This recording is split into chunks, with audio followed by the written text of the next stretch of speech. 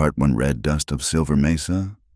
The morning sun hung like a copper coin in the bleached sky above Silver Mesa, casting long shadows across the weathered planks of the water station platform. Clara Whitfield squinted against the glare as she checked the gauge on the windmill pump, her calloused fingers tracing the familiar grooves worn into the metal by years of daily inspection. "Still running low," she muttered to herself, wiping sweat from her brow with the back of her hand. The underground spring that fed their well had been steady for 3 generations, but this summer's heat seemed intent on testing even the most reliable water sources. From inside the modest wooden structure that served as both water station and trading post, she could hear her father's ragged cough. Thomas Whitfield had been the finest carpenter in the territory before the accident at the sawmill took his left hand and most of his spirit. These days, he spent more time staring at the desert than working wood, though his remaining hand could still coax beauty from pine when the mood struck him. "Clara!" His voice carried through the open door. "Stage is coming." She shaded her eyes and spotted the dust plume rising from the east, maybe 2 miles out. The weekly mail coach from Socorro was right on schedule, which meant she'd better have the water barrels filled and ready. The horses would be near dead from the heat, and the passengers wouldn't be much better. As she worked the pump handle, Clara caught a reflection in the water's surface 27 years etched into sun-browned skin. Dark hair pulled back in a practical braid, eyes the color of desert sage. Not the prettiest woman in Silver Mesa, as the gossips were fond of reminding her. But Pretty didn't pump water or keep books or negotiate with Apache traders for supplies. The stage rolled in with a clatter of wheels and the driver's colorful cursing at his team. Pete Morrison had been driving this route since before Clara was born, and his vocabulary had only gotten more creative with age. "Miss Clara," Pete called down, his grizzled face split by a gap-toothed grin. "Hot enough to fry eggs on a rock today. Hot enough to charge double for water," she replied, already moving to unhitch the lead horses. It was an old joke between them she'd never charged more than fair price. Not even to the railroad surveyors who'd been sniffing around lately with their talk of progress and prosperity. As the passengers climbed down a traveling merchant, a schoolmarm heading to Las Cruces, and a pale banker who looked ready to faint, Clara noticed another rider approaching from the north, not unusual in itself, except this one rode alone and steady, like a man with nowhere particular to be, but determined to get there all the same. Pete noticed her attention. "Trouble coming, you reckon?" "Trouble's already here," Clara said quietly, nodding toward the settlement where Ephraim Locke's private railroad car sat on the siding like a brass-fitted coffin. The railroad magnate had arrived 3 days ago with his squad of hired guns, security specialists. He called them and had been making the rounds of every property owner with water rights. The lone rider drew closer, and Clara could make out details now: a rangy man on a dust-caked bay horse, saddlebags bulging with what looked like mail pouches, rifle scabbard worn but well-maintained. When he dismounted at the water trough, she noticed how he moved careful and balanced, like a man who'd learned not to turn his back on open spaces. "Ma'am." He touched his hat brim. His voice carried the softness of Texas or maybe Oklahoma, worn smooth by years of trail dust. "Name's Cole Hart. I'm carrying mail from Fort Sumner." Clara frowned. "Pete here runs the mail contract for this route." "Special delivery," Hart said, producing a leather portfolio marked with government seals. "Documents requiring signature from property owners regarding water rights. Supposed to meet the regular stage here." Pete spat tobacco juice. "Nobody told me nothing about no special delivery." Hart shrugged, his gray eyes never leaving Clara's face. "Above my pay grade to know why. I just deliver what I'm hired to deliver." Something about his steady gaze made Clara uncomfortable, though she couldn't say why. Maybe it was the way he cataloged everything: the water levels, the building's layout, the Apache blankets drying on the line with the unconscious habit of a man who'd learned to memorize escape routes. "Well," she said finally, "you'll want to water your horse. 2 cents a bucket." "Fair price." He handed her a silver dollar. For the horse and information, if you're willing, looking for the Whitfield property, got documents requiring signature. Clara's stomach tightened. I'm Clara Whitfield. This is our place. Then I reckon this is for you. He pulled a sealed envelope from the portfolio. Heavy parchment with the territorial seal. Supposed to wait for you to sign the receipt. She broke the seal with shaking fingers, though she kept her face carefully neutral. The legal language swam before her eyes, but the meaning was clear enough. The territory of New Mexico required proof of continuous water use and legitimate claim to all water rights within 60 days, or said rights would revert to territorial control for redistribution according to the public good. This is robbery, she said quietly. Hart's expression didn't change. Like I said, ma'am, I just deliver the mail. Miss Clara Pete had come up beside her. What's it say? She handed him the document. Pete's reading was slow but thorough, and his face darkened with each line. Why, this is nothing but a grab. They know most folks out here got their rights from Spanish grants or Apache treaties, asking for papers some families ain't seen in 50 years. Convenient for certain parties, Clara said, her eyes finding Locke's railroad car again. If the territory gains control of the water rights, they can sell them to whoever offers the most. Progress. Hart followed her gaze. Mister, Locke's been busy. I hear bought up 3 ranches north of here last month. Drought hit them hard. Drought and mysterious cattle deaths. Clara corrected. 40 had dropped dead at Widow Martinez's waterhole. Alkaline poisoning, they said, though that spring's been sweet for decades. The cowboy's jaw tightened almost imperceptibly. Lot of that going around lately. Pete finished reading and spat again, more vehemently. You got any more of these to deliver? Mr. Hart. Whole portfolio. Every water rights holder between here and Fort Sumner. And you're riding alone? Clara couldn't hide her skepticism. That's a lot of valuable documents for one man to carry through Apache country. Hart smiled then, a quick flash that transformed his weathered face. I've made the trip before. Besides, I had 2 other riders with me until this morning. They decided to take a different route. What route? The one that leads to California, along with my expense money and spare ammunition.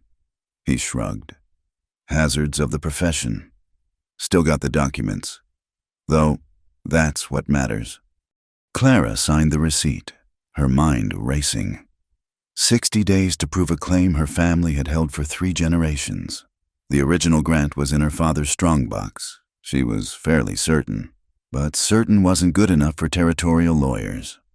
As Hart prepared to leave, swinging back into his saddle with the economy of long practice, a commotion erupted from the direction of town. Dust rose from the main street, and they could hear shouting. Trouble at the telegraph office, Pete said, squinting. That's Miguel running this way. Miguel Chavez, the telegraph operator's son, came panting up to the water station. Miss Clara Riders robbed the mail coach from Socorro, killed the guard. Took everything. When? Hart's voice cut sharp. This morning, at Apache Creek Crossing. Clara felt the blood drain from her face. But that coach would have been carrying all the original water rights documents sent for territorial filing. Hart finished quietly. The ones property owners were sending to the Capitol for verification. The silence stretched taut as fence wire. Pete broke it with a low whistle. Well, ain't that convenient timing? Hart's gray eyes found Clara's. Seems like someone doesn't want those documents reaching Santa Fe. Or someone wants to make sure the only proof of ownership disappears. Clara said, Mr. Hart, you said you had 2 riders with you who decided to seek their fortunes in California. Did they happen to know what you were carrying? They did. His voice was flat. And before you ask, yes, one of them used to work security for the railroad. Man named Cutter, scar across his left knuckles. Jake Cutter's with Mr. Locke's outfit now. Miguel supplied. Seen him at the saloon last night, buying drinks and bragging about easy money coming. Clara felt a chill despite the heat. The picture was forming clear as alkali stains on rock steal the original documents. Serve notice requiring those same documents. Then graciously offer to buy the disputed properties at bargain prices. Or simply wait for the deadline to pass and claim the water rights went to the highest bidder. "Mr. Hart," she said carefully, "I think you should know that your former companions might have been more interested in preventing delivery than seeking California gold. And if Mr. Locke learns you're carrying copies of those territorial notices, then I'd best make my deliveries quickly." He touched his hat again. "Pleasure meeting you, Miss Whitfield. I hope you find those documents you need." As he rode toward town, Pete shook his head. That's a dead man riding, if Locke figures out he's wise to the game. Clara was already walking toward the house. "Papa, we need to go through the strongbox. Every paper, every receipt, everything that proves this land is ours." Thomas Whitfield appeared in the doorway, his good hand gripping the frame. "What's happened?" "The railroad's making its move. We have 60 days to prove what 3 generations of Whitfields have known this water belongs to us, not to the highest bidder." Her father's face, already gaunt from months of pain, seemed to age another decade. "The original grant. Clara, I haven't seen it since your mother died. She was the one who kept track of such things." "Then we'd better start looking." She glanced back toward town, where Cole Hart was disappearing into the maze of adobe buildings. "And we'd better pray that Cowboy stays alive long enough to deliver those notices. Without them, people won't even know their rights are being challenged until it's too late." The sun climbed higher, baking the earth to iron hardness. In the distance, a dust devil twisted across the desert like a brown ghost. Clara pumped another bucket of water, watching it splash crystal clear into the trough. Water was life in this land. Water was power, and someone was trying to steal both from under them. As legal as you please. She thought about Cole Hart's careful eyes and steady hands, the way he'd cataloged every detail of the station. A man running from something, maybe, or toward something else. Either way, he'd ridden into a snake's nest, and she wondered if he'd survive long enough to ride out again.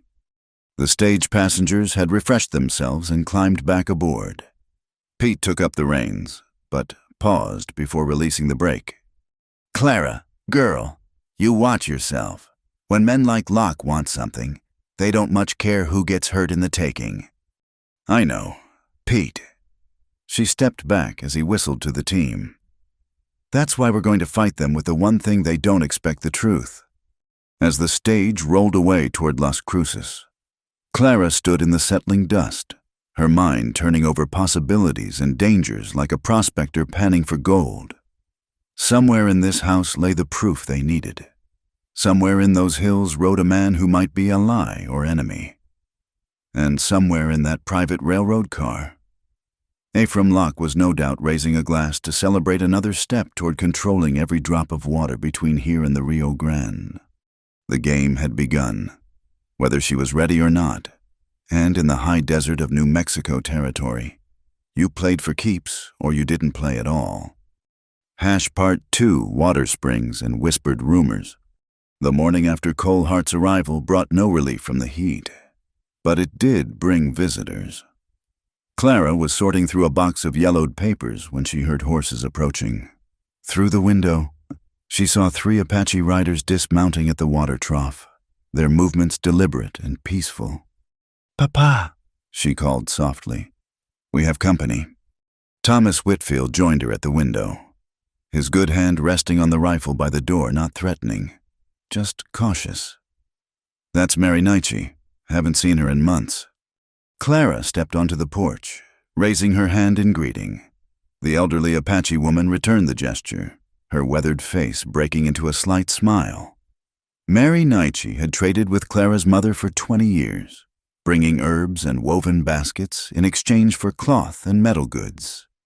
"Clara Whitfield," Mary said in careful English, "we need to speak." "Please, come in from the sun. I have cool water." The Apache woman shook her head. "Better we talk here. My nephews will water the horses." Clara brought chairs to the shaded side of the porch, noting how Mary's sharp eyes took in everything, the low water level in the trough, the stack of legal documents visible through the door, the tension in Thomas Whitfield's shoulders. "You have trouble coming," Mary said without preamble. "The Iron Road man, Locke, he sends men to the reservation, asking about old water places." "What kind of questions?" "Where the underground rivers run, which springs fail in drought, which run always." Mary's face hardened. "They offer silver for answers. Some young ones talk too much." Clara leaned forward. "Mrs. Nietzsche, the government is demanding proof of our water rights, papers that show our family's claim. Without them." "Without them? Locke takes your water." The old woman nodded slowly. "Your mother knew this day would come. She asked me to keep something safe." Clara's heart jumped. "What did she give you?" Instead of answering directly, Mary traced a pattern in the dust with her walking stick. "Long before Spanish grants, before papers and seals, my people knew the water paths. This place," she gestured toward the well, "sits where 3 underground rivers meet. Sacred place, treaty place." "I don't understand." "Your grandfather, when he came here, he was smart man.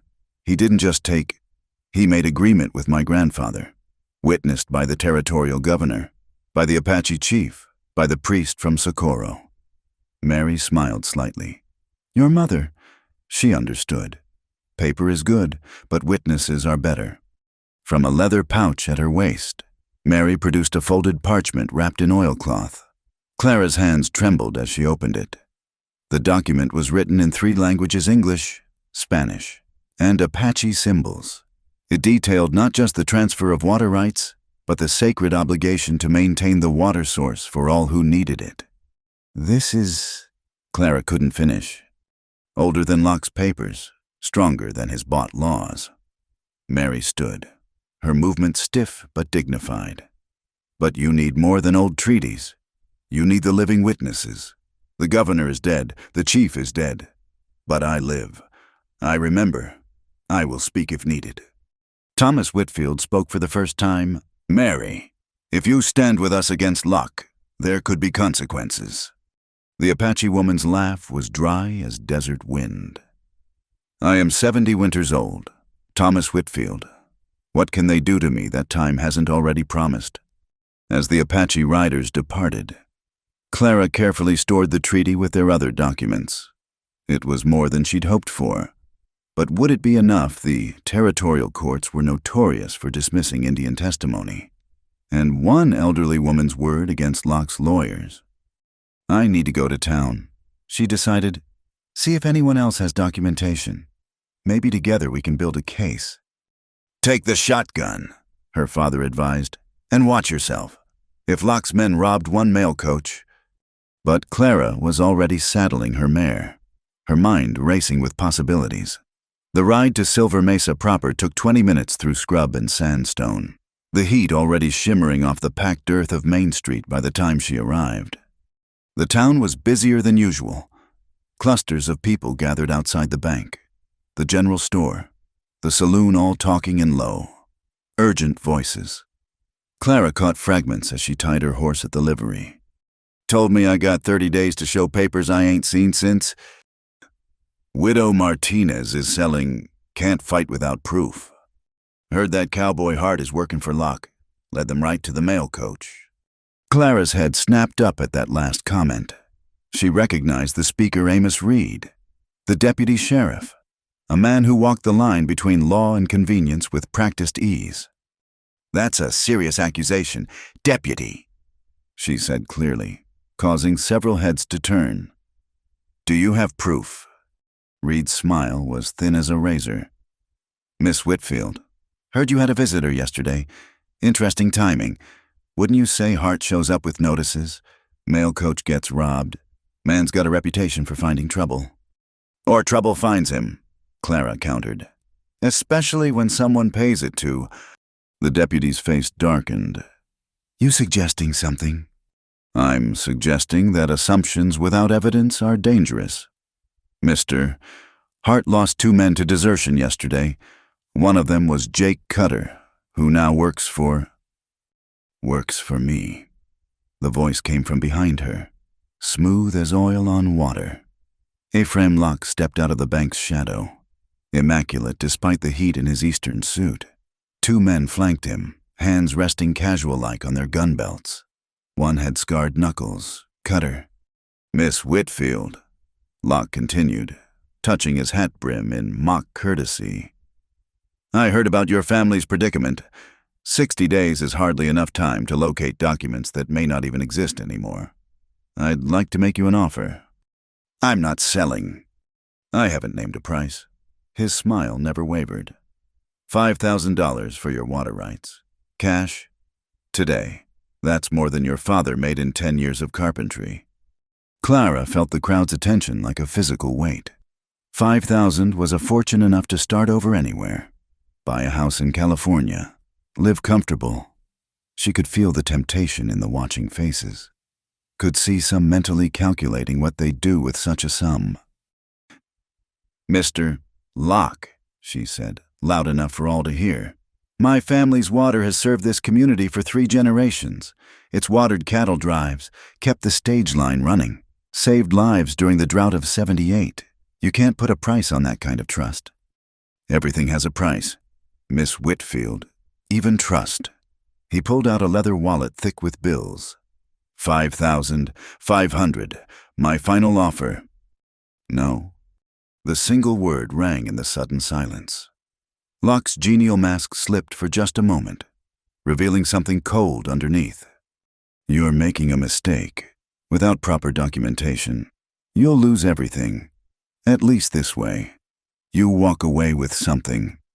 I'll take my chances with the truth, Mr. Locke." "The truth," he laughed, a sound like coins dropping on stone. "The truth is what the courts decide, and courts, Miss Whitfield, tend to favor those who can afford the best arguments." He turned to address the crowd. "My offer stands for anyone else facing similar difficulties. I'm not your enemy. I'm offering a lifeline. The railroad brings prosperity. Gentlemen, towns with reliable water access for steam engines thrive. Those without—" He shrugged eloquently. As Locke and his men strolled away, Clara found herself surrounded by her neighbors. Some looked at her with admiration, others with something closer to pity. "That was brave, Clara," said Mrs. Chen, who ran the boarding house. "Also maybe foolish. $5,000 would last her maybe 5 years." A new voice interjected. "Then what?" Clara turned to find Cole Hart leaning against the mercantile wall, looking dusty but very much alive. The crowd stirred uneasily at his presence. "Hey, Mr. Hart." Deputy Reed stepped forward. "Some questions have been raised about your whereabouts this morning." "I was delivering notices to the Jensen Ranch," Hart replied mildly. "Took longer than expected when I found their waterhole poisoned. 40 head of cattle dead, alkaline, supposedly." "That's the 3rd poisoned well this month," someone muttered. "4th, Hart corrected. Dawson's place went bad yesterday. He just doesn't know it yet." He straightened, addressing the crowd. "Interesting pattern. Every poisoned well belongs to someone with solid water rights. Every owner who sells to Locke discovers their remaining water sources miraculously recover." Reed's hand moved toward his gun. "That's dangerous talk. Stranger." "Is it?" Hart's smile was sharp. "I'm just observing patterns, like how Jake Cutter knew exactly what route the mail coach would take, like how the robbers only took documents, left the cash box, like how Mr. Locke had offers ready before the notices were even delivered." "You're saying Locke orchestrated this?" Clara asked, though she'd already reached that conclusion. "I'm saying a man who spent 3 years driving cattle through drought learns to read the signs. When streams go bad in a pattern, it's usually not nature's doing." The crowd was murmuring now, fear and anger mixing in equal measure. Deputy Reed's face had gone red. "Hart, I'm warning you. About what? Deputy speaking freely, observing publicly available facts. Hart's voice stayed conversational, but Clara saw his weight shift slightly, balanced for whatever might come. Or are you warning me about something more specific? Maybe something you'd rather folks didn't think too hard about? The tension stretched taut. Then Mrs. Chen spoke up, her voice cutting through like a cleaver through bone. Deputy Reed, didn't you just buy that new saddle Mexican silver conchos? Very expensive. And those boots, added the blacksmith. Seen them in the catalog. $40 boots on a $30 a month salary. Reed's face went from red to purple. I've been saving a lot lately, someone else observed. New rifle last month, too. The deputy's eyes darted between faces, finding no support. Even those who'd been ready to accept Locke's money were looking at him with new suspicion. This isn't over, Reed snarled, then stomped off toward the sheriff's office. As the crowd dispersed, still buzzing with speculation, Clara found herself standing with Cole Hart in the relative privacy of the mercantile's shadow. Thank you, she said simply. Though you may have just painted a target on your back, target was already there. He studied her face. You really turned down $5,000. Would you have taken it? No. He said it without hesitation. But I've got less to lose. Do you? Clara challenged. A man with nothing to lose doesn't ride alone through Apache country to deliver mail. Doesn't speak up for strangers against powerful men? Hart was quiet for a long moment. Your well, the one Mary Nietzsche visited this morning, it sits on a convergence of underground rivers, doesn't it? Clara's eyes narrowed. How could you know that? Because I've seen the surveys. The real ones, not the versions Locke shows investors. He glanced around, then continued quietly. 3 years ago, I was hired to scout water sources for a cattle company, mapped every reliable spring from here to the Pecos. Your place sits on the sweetest water in 200 miles. Control it, and you control the whole territory's development. Why are you telling me this? Because Locke's not just after your land. Miss Whitfield, he's after an empire. And empires built on poisoned wells and stolen rights tend to poison everything they touch. Something flickered in his eyes, pain, maybe, or old anger. I've seen it before, lost people to it before Clara could ask what he meant. A commotion erupted from the telegraph office. The operator, Juan Morales, came running out waving a paper. News from Santa Fe.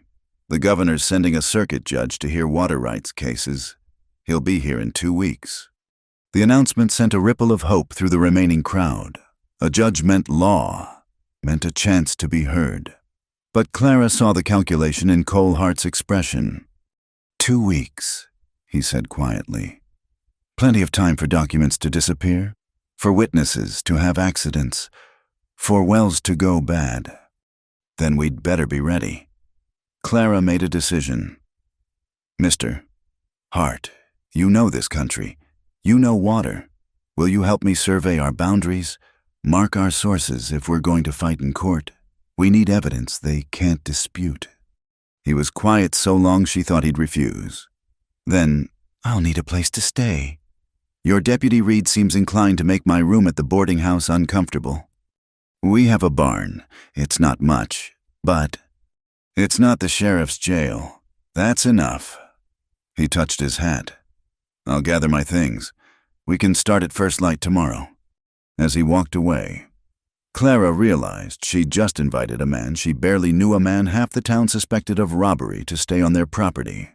But something in her gut said Cole Hart was exactly what he appeared, a man running from his past, who'd stumbled into a fight that wasn't his. Or maybe it was. Maybe everyone who'd been cheated, poisoned, or driven off their land had a stake in this battle. The sun was climbing toward noon, baking the streets to kiln hardness, somewhere in his private railroad car. Ephraim Locke was no doubt planning his next move. 2 weeks until the judge arrived. 2 weeks to find proof, build a case, and keep that proof from being stolen or destroyed. Clara headed back to the livery, her mind already working through possibilities. They needed the survey maps Hart mentioned. They needed witness testimonies, Mary Nietzsche and others who remembered the old agreements. They needed to document every poisoned well, every pattern of intimidation. Most of all, they needed to stay alive long enough to present their case. As she mounted her mare, Clara caught sight of her reflection in the water trough, face set with determination, eyes hard as flint. She looked like her mother in the old photographs. The ones from before the territory was tamed, when women had to be as tough as the land they claimed. Good. She'd need every ounce of that toughness in the days to come. The ride home seemed longer under the climbing sun, but Clara's mind was sharp with purpose. Whatever Ephraim Locke thought he'd found in Silver Mesa, a town of easy marks. Ready to fold, he was about to learn different. Some things weren't for sale. Some fights were worth having. And some water ran too deep to poison.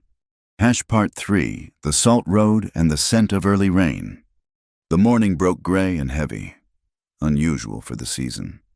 Clara had been up since before dawn, preparing supplies for their survey expedition while Cole Hart checked the horses and mapped their intended route.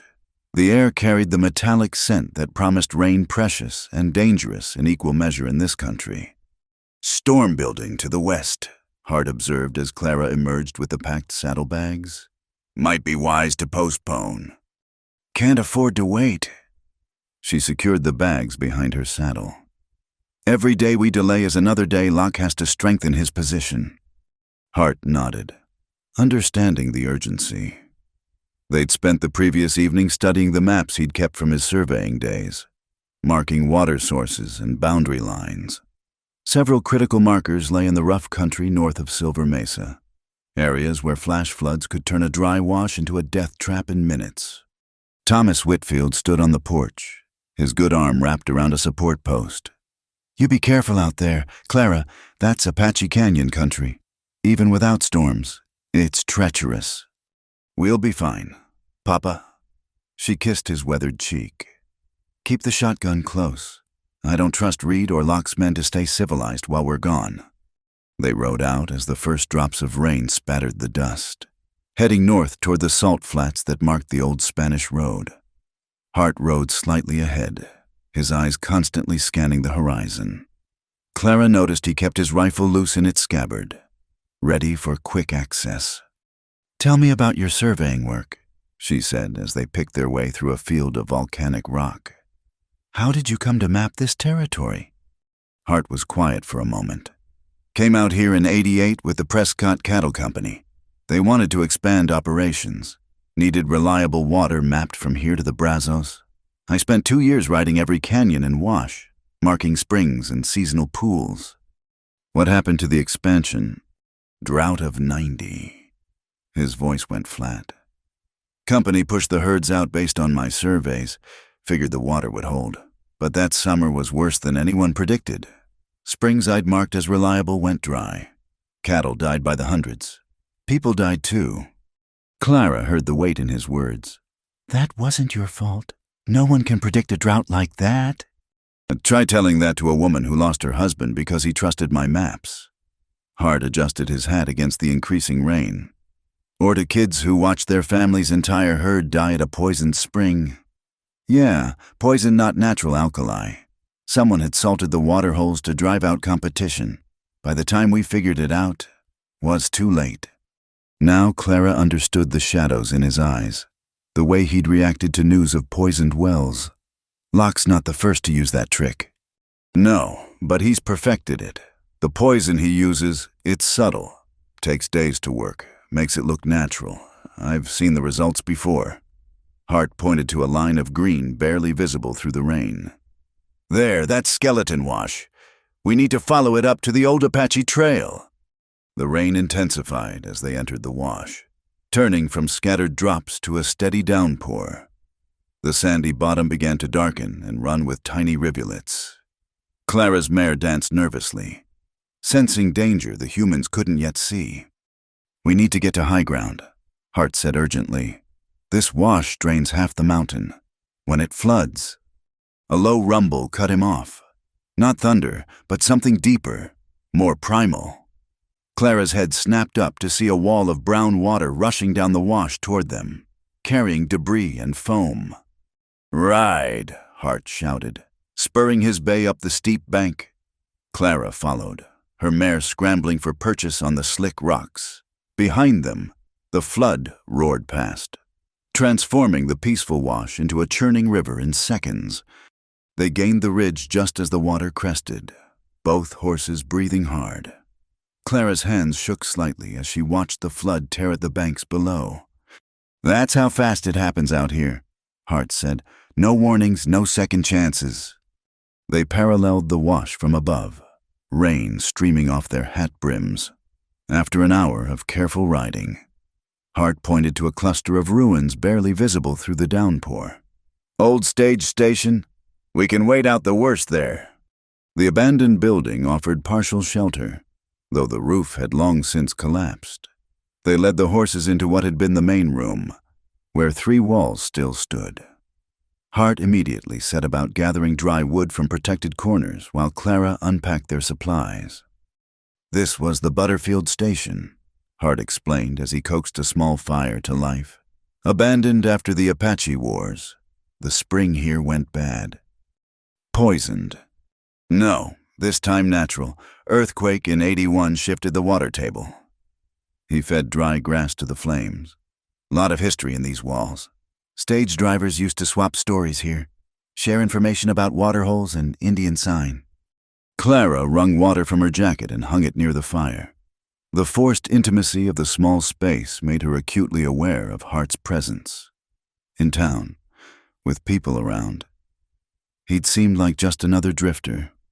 Out here, she could see the competence in his movements, the way he positioned himself to watch both entrances while seeming relaxed. "You're not just a cowboy," she observed. "Been lots of things." He pulled out a leather map case, protected from the rain. "Soldier for a while. After the war, scout, surveyor, trail boss. Man does what he needs to survive. And now I'm a man trying to keep good people from losing what's theirs." He spread the map on a relatively dry patch of ground. "Look here, see these marks? Every poisoned well in the territory over the last year. Notice the pattern." Clara studied the markings. They formed a rough line, all along the projected railroad route. "He's clearing a corridor." "Exactly, but your place?" Hart tapped the map. "It's not just on the route. It's the keystone. Control your water, and you control access for 50 miles in any direction. That's why he needs it legal. Too many people depend on that well for him to just poison it." "So he poisons the documentation instead." Clara felt anger rise in her throat. "Makes it all nice and legal." "That's his way. Did the same thing in Colorado, in Kansas. Always just inside the law, always with bought judges and tame deputies to smooth the path." Hart's jaw tightened. "I tracked his operations for 2 years, trying to find proof. Never could make anything stick." "Is that why you're really here, revenge?" Hart met her eyes directly. "Started that way, maybe. But yesterday, when you turned down his money," he shrugged, "reminded me there are still people worth fighting for." The rain began to slacken, though thunder still rumbled in the distance. Clara moved to check on the horses, needing a moment to process what she'd learned. When she turned back, she found Hart holding something, a piece of torn fabric caught on a nail. "Military cloth," he said quietly. "Recent. We're not the only ones using this shelter." Clara's hand moved instinctively to the pistol at her hip. "Locke's men. Likely. Question is, are they ahead of us or behind?" Hart moved to the doorway, scanning the terrain. "Rain's letting up. We should move." They saddled quickly, the moment of connection broken by renewed danger. As they led the horses out, Hart suddenly held up a hand for silence. Through the lessening rain came voices, still distant but approaching. "And said they'd be heading this way. Check the old station." "Deputy Reed," Clara whispered. "I recognize the voice." Hart nodded toward a narrow trail leading up the canyon wall. "Apache path, steep but doable. Can you make it?" for answer. Clara swung into the saddle and guided her mare toward the trail. It was barely wide enough for a horse. Switching back and forth up the cliff face. Below, they could hear Reed and at least 2 others entering the ruins they'd just left. The trail topped out on a mesa covered with juniper and piñon. Hart led them into the trees, then dismounted and crept back to the edge. Clara joined him, peering down at the station. 3 men, Hart confirmed. Reed and 2 of Locke's guns. They're tracking us. All right. Can we circle around? Not if we want to reach the boundary markers today, but there's another way. He pointed across the canyon. See that notch? There's an old Spanish mine there. Found it during my surveys. If the shaft's not flooded, we can cut through, come out behind them. It took another hour to work their way around to the mine entrance. The rain had stopped, leaving the air clean and sharp. The mine shaft angled down into darkness, partially collapsed but passable. I'll go first, Hart said, lighting a lantern from their supplies. Stay close. These old mines can be unstable. The passage was narrow, forcing them to lead the horses in single file. Water dripped from the ceiling, and the air smelled of minerals and age. Clara fought down claustrophobia, focusing on Hart's steady presence ahead. Halfway through, they found evidence of more recent activity, fresh tool marks on the walls, empty cans, a broken lantern. Someone's been working this mine, Clara said. Hart knelt by a pile of rock. Not mining. Look, they've been bringing rock in, not taking it out. And this, he held up a stick of dynamite. Old, but still potentially dangerous. They're preparing to blow the passage. Cut off access to the back country. Make it harder for locals to prove their boundary claims. Clara felt another piece of the puzzle click into place. How thorough is this man? Ephraim Locke doesn't leave anything to chance.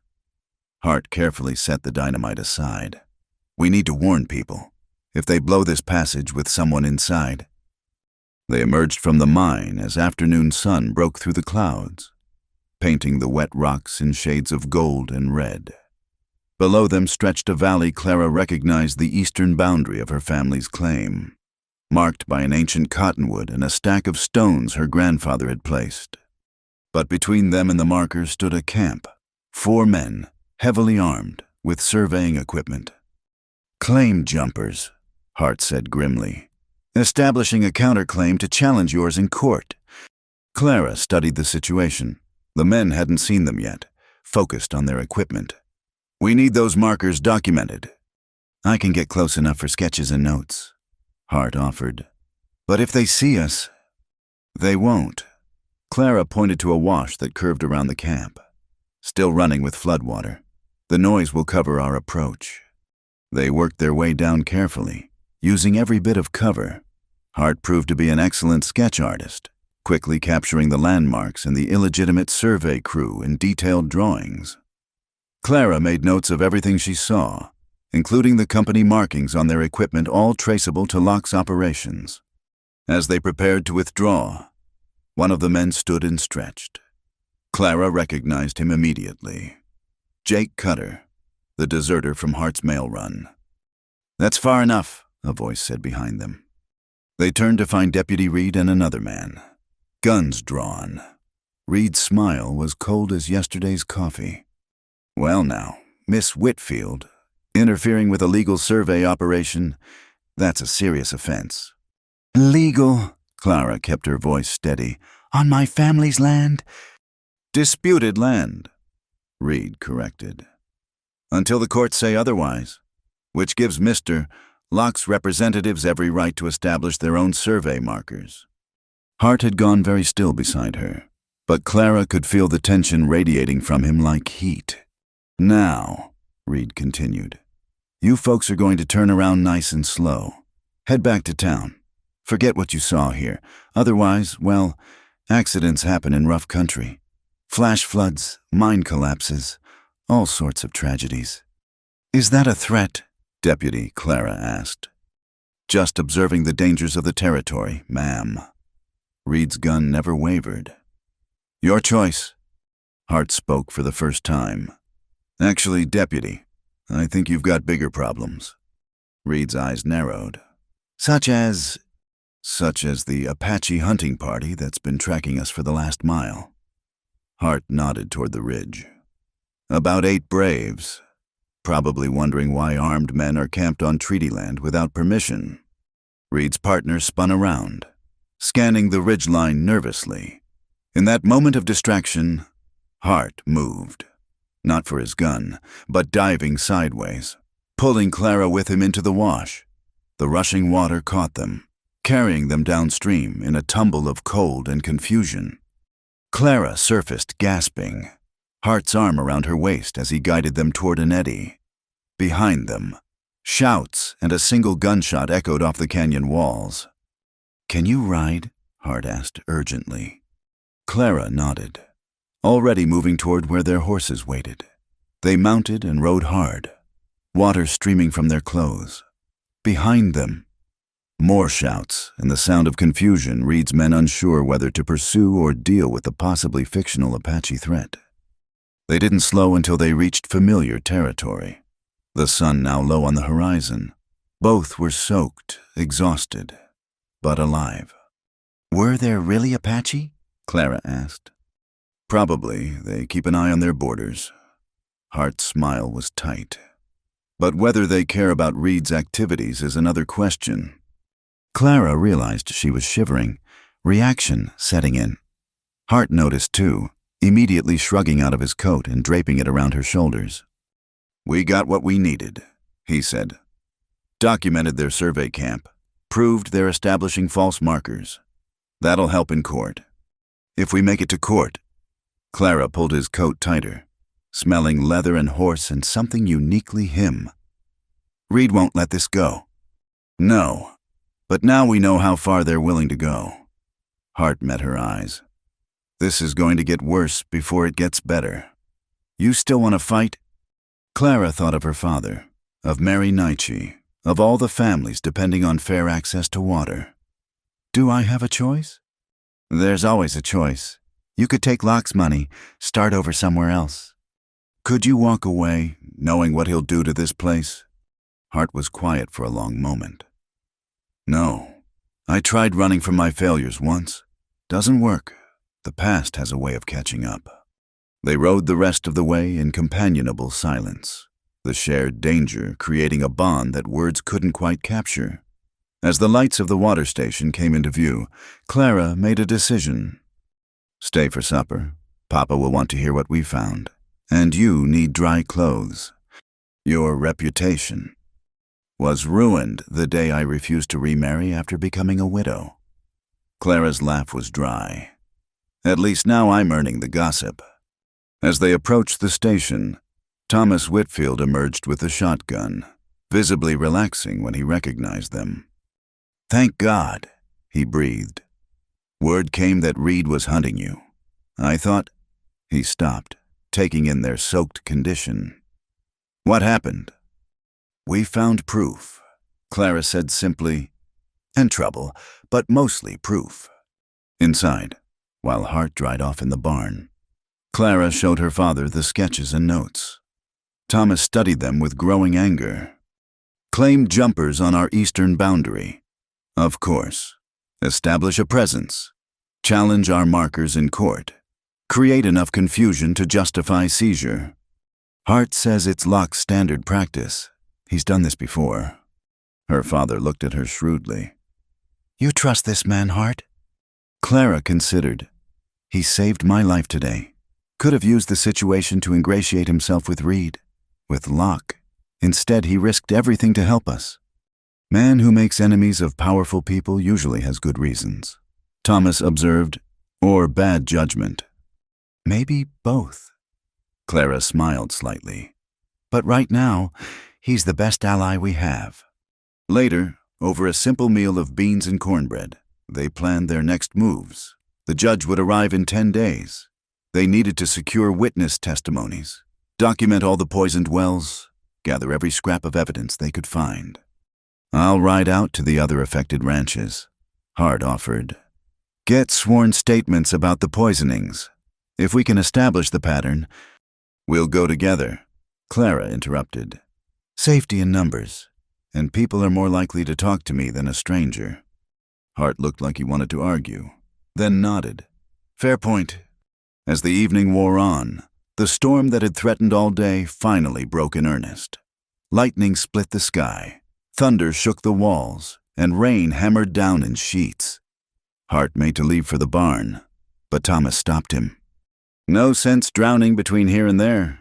We've got a cot in the storeroom. It was a simple kindness, but Clara saw how it affected Hart, the acceptance, the trust. He nodded his thanks, throat working. Later, as Clara banked the fire for the night, she found Hart standing at the window, watching the storm. Remembering something? She asked softly. The night Sarah died. His voice was barely audible over the rain. Storm like this hit during the drought. We thought it was salvation. Instead, it was flash floods and mud. Caught her trying to save the horses. Clara touched his shoulder gently. I'm sorry. Long time ago, but nights like this. He turned from the window. You be careful. Clara, Locke's taken too much from too many people. Don't let him add you to the list. We'll stop him, Clara said with more confidence than she felt. We have truth on our side. Sometimes truth isn't enough. Hart's smile was sad. Sometimes you need a miracle. As if in answer, thunder crashed overhead, shaking dust from the rafters. Clara laughed despite everything. Then we'd better start praying for one.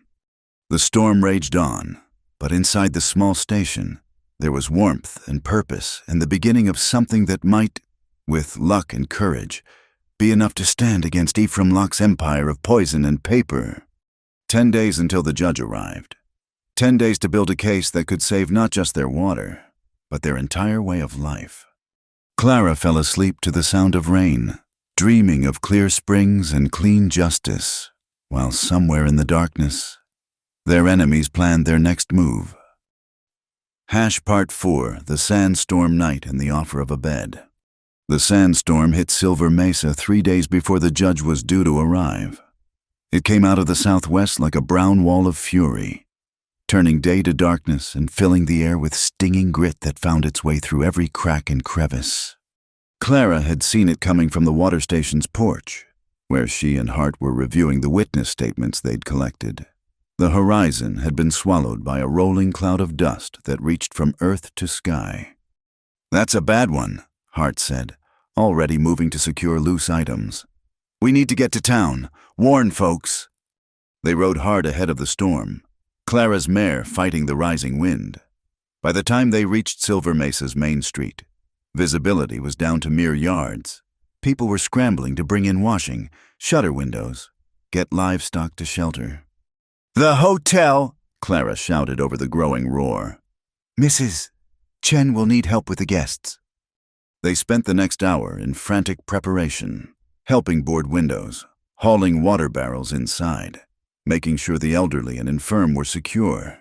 The storm hit in full force just as they finished, the world disappearing into a howling chaos of sand and wind. Inside the hotel, perhaps 30 people had taken refuge. Mrs. Chen moved efficiently among them, distributing water to rinse mouths and eyes. Clara found herself pressed against a wall next to Hart, both of them coated in dust despite their efforts. Miss Whitfield. Mrs. Chen approached apologetically. I'm afraid we have a problem. With so many seeking shelter, we're short on rooms. I've put families together, but Clara understood immediately. The hotel's 12 rooms were crammed with stranded travelers, local families whose adobe homes weren't secure, and various folks caught away from home. I can head back to the station, Clara offered, though the thought of riding through this storm made her stomach clench. Absolutely not, Hart said firmly. You wouldn't make it 10 feet in this. Mrs. Chen wrung her hands. There is one room left, small, but it has a bed. You could share, that is, Mr. Hart could take the floor. Clara felt heat rise in her cheeks that had nothing to do with the storm. The propriety of it was scandalous, but the alternative was potentially deadly. We'll make do, Hart said quietly. "Thank you, Mrs. Chen." The room was indeed small, tucked under the eaves on the third floor. A single bed with an iron frame, a washstand, one chair, and barely enough floor space for a person to stretch out. The window rattled ominously as wind-driven sand scoured the glass. "I'll get some blankets for the floor," Hart said immediately. "You take the bed." "Cole." It was the first time she'd used his given name. "This is ridiculous. We're both adults, and it's a matter of survival." He paused at the door. "Your reputation matters. Clara, especially now, when we need the town's support against Locke." "My reputation won't matter much if we can't prove our case in court." She sat on the edge of the bed, suddenly exhausted. "Besides, after everything these past days, the flood, being shot at, this storm propriety seems less important than trust." Hart studied her for a long moment, then quietly closed the door. The sound of the storm seemed to intensify in the small space, creating an island of intimacy in the chaos. "You could have gone with your father today," he said, settling into the chair. "He wanted you to stay at the station and miss collecting Maria Santos's testimony about her poisoned well. Not a chance." Clara began pulling pins from her hair, which was hopelessly tangled with dust. "Why didn't you take Locke's offer yesterday? $1,000 to leave the territory is more than most men see in 5 years. Hart's laugh was dry as the storm outside. "Same reason you didn't take his $5,000. Some things matter more than money." "Sarah." The name slipped out before Clara could stop it. His face tightened, but he nodded. "Among other ghosts. You know what the worst part was? Not that she died, but that I failed to see the danger coming. All the signs were there, the unnatural drought, the pattern of wells failing, the way certain people profited from others' misfortune. I was too focused on my maps and surveys to see the human evil behind it." Clara moved without conscious thought, kneeling beside his chair. "You see it now. That's what matters." "Do I? Or am I just trying to make up for old failures?" His hand lifted, almost touching her face before dropping. "You remind me of her sometimes. Not in looks, but in spirit. That fierce determination to do what's right, no matter the cost." "I'm not her, Cole." Clara's voice was soft. "I'm not looking to be saved or avenged. Just helped. There's a difference." The lamp flickered as the building shook under a particularly violent gust. In the unstable light, Cole's face was all planes and shadows, weathered but not broken. "I know who you are. Clara Whitfield," he said quietly. "That's what terrifies me." The words hung between them, heavy with implication. Clara felt her heart racing, and not from fear of the storm. Outside, the wind howled like a living thing, but inside this small room, another kind of tension built. "Cole," she whispered, He stood abruptly, moving to the window. "Storm's getting worse. We should try to sleep. Tomorrow. Tomorrow the judge comes. Tomorrow we face Locke in court. Tomorrow we might lose everything." Clara stood as well, her decision made. But tonight, we're here, alive, despite everything they've thrown at us. She moved to stand beside him at the window. The world outside was invisible, lost in the sandstorm's fury. When she placed her hand on his arm, she felt him tremble. "Clara, you don't know what you're asking." "I'm not asking for anything," she said, "except maybe honesty. We've faced death together these past days. Can't we face life?" He turned to her then, and she saw the war in his eyes, duty against desire, past against present. "You deserve better than a broken-down surveyor with more enemies than prospects." "And you deserve better than carrying guilt for things you couldn't control." She reached up, touching his face gently. "I'm waiting for a gentle kiss. Cole, not another storm." The words seemed to break something in him. He cupped her face in his hands, studying her as if memorizing every detail. Then, slowly, giving her every chance to pull away. He lowered his head to hers. The kiss was indeed gentle, almost hesitant at first, a question more than a statement. Clara answered by sliding her arms around his neck, pulling him closer. The kiss deepened, becoming something that spoke of loneliness ended, of trust given and received. When they finally parted, both breathing unsteadily, Cole rested his forehead against hers. "Clara." "Shh." She placed a finger against his lips. "No words, no promises, just this." He searched her eyes, then nodded slowly. Taking her hand, he led her to the bed, then paused. "I'll still take the floor. This doesn't change." "You'll take half the bed," Clara said firmly, "because that floor is cold and hard, and we both need rest for tomorrow. We'll remain clothed and proper as circumstances allow, but I won't have you suffering for propriety's sake when we've already crossed every other social boundary these past days." A small smile tugged at his mouth. "Practical even now." "Someone has to be?" They settled carefully on opposite sides of the narrow bed, still in their dust-covered clothes, backs to each other. The storm raged on, but exhaustion was stronger than awkwardness. Clara felt Cole's warmth across the small space between them, and found it comforting rather than scandalous. "Clara," his voice was soft in the darkness. "Yes, thank you for trusting me, for seeing me as more than my failures." She reached back, finding his hand and squeezing gently. "Thank you for reminding me I'm more than my responsibilities." They fell asleep that way, hands linked across the divide, while the sandstorm gradually spent its fury against the walls of Silver Mesa. Clara woke to pale sunlight filtering through the dust-caked window. The storm had passed, leaving an eerie quiet in its wake. She became aware of several things simultaneously: Cole's arm around her waist, her back pressed against his chest, and the sound of footsteps in the hallway. "Cole," she whispered urgently. He woke instantly, alert as any man who'd lived rough. They separated quickly, Clara smoothing her hopelessly wrinkled dress while Cole pulled on his boots.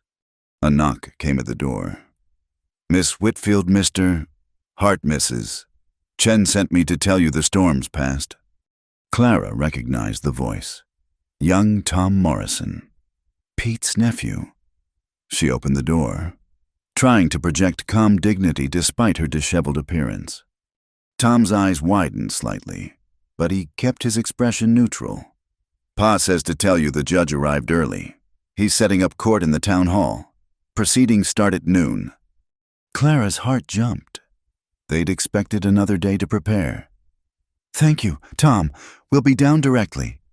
After the boy left, she turned to find Cole checking his guns, his face set in hard lines. "Locke knew about the storm. He said, knew it would disrupt our preparations. That's why he arranged for the judge to come early. Then we'd better not waste time." Clara poured water from the pitcher, washing the worst of the dust from her face and hands. "I need to get home, change, gather our documents. I'll escort you, then I need to check on something." At her questioning look, he added, "The mine we found. If Locke's planning to blow it today while everyone's at court." They left the hotel together, stepping into a town transformed by the storm. Sand drifted against buildings like snow, and people were already out with brooms and shovels, trying to reclaim their homes and businesses. The gossip started before they'd gone 10 feet. Clara heard the whispers, saw the knowing looks. By the time they reached the livery stable, the story would be all over town, the widow Whitfield spending the night with the drifter Hart. "I'm sorry," Cole said quietly as they saddled their horses. "This is what I wanted to avoid." "No." Clara's voice was firm. "I won't be sorry for surviving a storm. Let them talk. We have bigger battles to fight." They rode quickly to the water station, where Thomas waited on the porch, relief evident on his face. If he noticed anything different about his daughter or her companion, he kept it to himself. "Thank God you're safe. I've been preparing all morning. Mary Nietzsche is here with 2 other Apache witnesses." The widow Martinez came by with her documentation. And Clara, I found something in your mother's things. He produced a leather folder, aged but intact. Inside were surveys, certificates, and testimonies dating back 60 years, a complete chain of ownership that even Locke's lawyers would struggle to challenge. Mama saved everything, Clara breathed. This is exactly what we needed. There's more, Thomas said. Pete Morrison rode through this morning. Says there's a federal marshal in Socorro, investigating reports of mail robbery and fraud. If we can prove Locke's involvement, then we're not just fighting for water rights. Cole finished. We're exposing a criminal conspiracy. Clara felt hope rise in her chest for the first time in days. We need to get to court, present our evidence while we have the chance. As she changed into her best dress, a deep blue that her mother had made, Clara's mind raced through possibilities. The kiss last night, the intimacy of the storm, seemed like a dream now. What mattered was the fight ahead. But when she emerged to find Cole waiting by the horses, cleaned up and wearing his best shirt, she saw in his eyes that he remembered too, that whatever happened in court today, something fundamental had shifted between them. Ready? He asked. Ready. She took the hand he offered to help her mount, letting the touch linger a moment longer than necessary. Whatever happens, Cole, I'm glad you're here. Whatever happens, he agreed. We face it together. They rode toward town and Judgment, the morning sun burning away the last traces of the storm. Behind them, the water station stood solid and sure, its windmill turning slowly in the clean breeze. Ahead lay Ephraim Locke and all his legal machinery, but Clara felt no fear now, only determination. She had truth on her side, allies at her back, and beside her rode a man who'd offered his bed in a storm and asked nothing in return but trust. Sometimes, she thought, that was enough to change everything. The town hall loomed before them, and with it, the battle for Silver Mesa's soul was about to begin. Part 5, the auction under white sun. The town hall had never held so many people. Every bench was packed, men standing along the walls, women fanning themselves in the stifling heat. Judge Artemis Thornton, a thin man with penetrating eyes, sat behind a makeshift bench constructed from planks and sawhorses. The territorial seal hung on the wall behind him, lending official weight to the proceedings. Ephraim Locke sat at a table to the right, flanked by two lawyers in city suits despite the heat. His documents were arranged in neat stacks, each pile representing another claim to Silver Mesa's water. Deputy Reed stood near the door, hand resting on his gun, watching the crowd with the narrow eyes. Clara sat with her father and Cole at the opposite table. Mary Nietzsche and several other witnesses waited on the benches behind them. The leather folder of documents lay before Clara like a shield. This hearing will come to order, Judge Thornton announced, rapping his gavel. We are here to determine the validity of water rights claims in the Silver Mesa district. Mr. Locke, as the challenger, you may present your case. Locke's lawyer, a smooth talker named Pemberton from Kansas City, rose with practiced ease. Your Honor, we intend to prove that numerous properties in this district lack proper documentation of their water claims. Under territorial law, such properties must revert to public control for proper redistribution. Redistribution to the railroad, someone muttered from the crowd, earning a sharp look from the judge. Pemberton continued as if he hadn't heard. We submit into evidence these affidavits from the territorial registry, showing no recorded claims for the properties in question. Because the originals were stolen, Cole said clearly. Judge Thornton's gavel came down. Sir, you will have your chance to speak. Continue. Mr. Pemberton.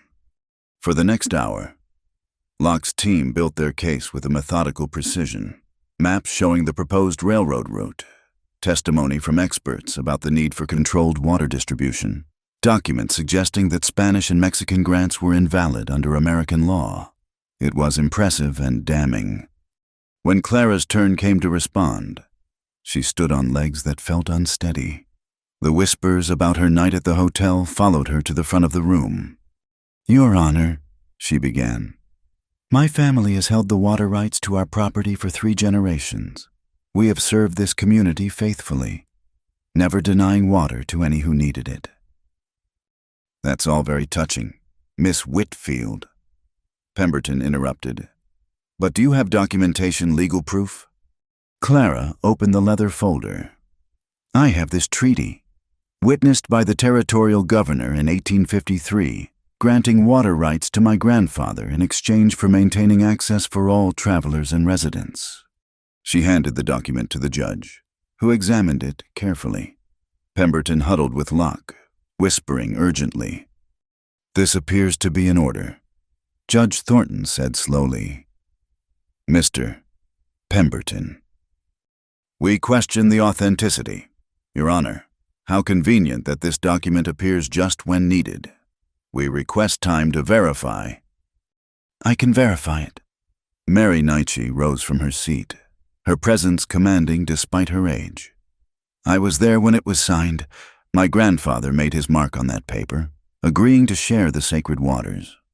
"Your Honor." Pemberton's voice dripped condescension. "Surely we're not accepting the testimony of a witness." The judge's eyes were cold. "Continue, Madam." Mary spoke for 10 minutes, describing the original agreement, the sacred nature of the convergent waters, the promise made between peoples. When she finished, the room was silent. "Furthermore," Clara continued, "we have evidence that Mr. Barlock has systematically poisoned wells throughout the territory to force sales." She produced the map Cole had marked. "Every failed well belongs to someone who refused to sell. Every seller discovers their remaining water sources mysteriously recover." "Circumstantial," Pemberton objected. "Correlation without causation." "Then perhaps Mr. Locke can explain this." Cole stood, producing a leather journal. "Taken from his private car this morning, before you object. Mr. Pemberton." It was lying in plain sight through an open window. The journal contained detailed notes about chemical compounds, delivery schedules, and payment records to various agents, including Deputy Reed. The courtroom erupted. Reed's hand went to his gun, but froze when he found Pete Morrison's rifle trained on him from across the room. "Easy there, Deputy," Pete drawled. "Wouldn't want any accidents in court." Judge Thornton pounded his gavel repeatedly. "Order, I'll have order," when quiet finally returned. His face was stern. "Mr. Locke, these are serious allegations. What do you have to say?" Locke stood slowly, his composure intact. "Your Honor, I'm a businessman. I make notes about many things. If wells have failed, it's due to drought and overuse. If I've offered to purchase distressed properties, it's from Christian charity." "Christian charity at 10 cents on the dollar," the widow Martinez called out. "Nevertheless," Locke continued smoothly, "the law is clear. Without proper documentation—" "We have more documentation," Thomas Whitfield interrupted, standing despite his disability. "Bills of sale, tax records, testimonies from longtime residents. This community knows who owns what, paper or no paper." For the next 2 hours, witness after witness came forward, ranchers describing poisoned cattle, families forced off ancestral lands, the pattern of intimidation and legal manipulation that followed Locke wherever he went. But Pemberton was skilled, casting doubt on each testimony, finding inconsistencies, suggesting ulterior motives. The judge listened to it all, his expression revealing nothing. As the afternoon wore on, Clara felt hope slipping away. Legal truth and justice, she was learning, were different things. Locke had the law on his side, twisted though it might be. Then Cole stood again. "Your Honor, there's one more piece of evidence. This morning, I prevented an attempt to dynamite the old Spanish mine. The men I caught were carrying these orders." He produced a paper, signed by Mr. Locke, instructing them to seal off access to the eastern water sources. "Let me see that," the judge demanded. As he examined the document, a commotion arose outside. The door burst open, and a man in a federal marshal's badge entered, accompanied by 2 deputies. "Marshal William Tanner," he announced. "I have warrants for Ephraim Locke and Deputy Amos Reed on charges of mail robbery, conspiracy, and fraud." The courtroom exploded again. Reed made a break for the back door but was tackled by 2 townsmen. Locke remained seated, his face finally showing emotion, cold fury. "Your Honor," Marshal Tanner addressed the judge, "we've been investigating Mr. Locke's operations across 3 territories. The evidence is overwhelming, but I understand you have a matter of law to decide here first." Judge Thornton nodded slowly. "Indeed I do." He looked out over the packed courtroom. "The question before me is not just about water rights, but about the kind of law we follow in this territory, the letter that can be twisted to serve the powerful, or the spirit that protects the rights of all citizens." He stood, his decision made. "Based on the evidence presented, I find that the water rights of the original holders remain valid. The treaty presented by Miss Whitfield, supported by witness testimony and historical documentation, supersedes any territorial filing requirements. Furthermore, any properties obtained through fraudulent means are hereby returned to their rightful owners." The cheer that went up nearly lifted the roof. Clara sagged against Cole, relief making her weak. They had won. Against all odds, they had won. However, the judge continued, quieting the celebration. "This decision applies only to properties with some form of documentation. Those without any proof must still comply with territorial requirements." "Your Honor." Clara stood again. "I propose a solution. The Whitfield Water Station will provide sworn affidavits for any family that has drawn water from our well for over 5 years. Our records go back decades. That should serve as proof of established use." The judge smiled for the first time. "A generous and practical solution. Miss Whitfield, I'll allow it." As the crowd began to disperse, Marshal Tanner's men led Locke and Reed away in irons. Locke paused as he passed Clara's table. "This isn't over," he said quietly. "I have resources you can't imagine. Appeals, political friends." "You have a federal prison cell," Cole interrupted, "and a lot of enemies waiting to testify at your trial." Locke's eyes narrowed. "Hart, I should have known. You've been tracking me since Colorado." "Since Sarah McKinnon died at a poisoned well," Cole confirmed. 3 years of gathering evidence. You just made it easy by getting greedy." As they watched Locke being led away, Clara touched Cole's arm. "Sarah, she was more than just someone you couldn't save, wasn't she?" "We were to be married," Cole said simply. "She died 2 weeks before the wedding. I spent 3 years becoming someone who could stop men like Locke. Never thought I'd find another reason to care about staying in one place." Clara's response was cut off by the arrival of her neighbors, all wanting to thank her, shake her hand, apologize for doubting. The afternoon became a blur of congratulations and relief. But through it all, Clara was aware of Cole beside her, solid and steady. When the crowd finally thinned, they found themselves alone in the empty courtroom. "So what now?" Clara asked. "Locke is finished. The water rights are secure. Will you stay?" Cole was quiet for a long moment. "I've been running for 3 years, chasing ghosts and vengeance. Maybe it's time to stop." "The town could use a good surveyor," Clara suggested. "Someone who knows water, understands the land. And the station could use another pair of hands." "Is that a job offer, Miss Whitfield?" "It's whatever you want it to be." Clara met his eyes directly. "We started something in that storm. Cole, I'd like to see where it leads." He smiled then, the first truly unguarded expression she'd seen from him. "So would I."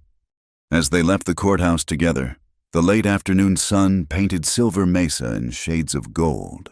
The town looked different, somehow cleaner, more hopeful, or maybe it was just Clara who saw it differently. Now that the shadow of Ephraim Locke had lifted, there'll be more men like him, Cole warned as they walked. The railroad's still coming. Development, change, it's inevitable.